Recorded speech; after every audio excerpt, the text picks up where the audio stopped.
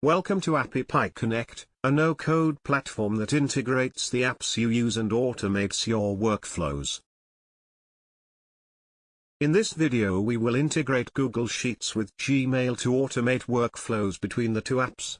We will choose a trigger from Google Sheets and then an action from Gmail. Please watch the video till the end.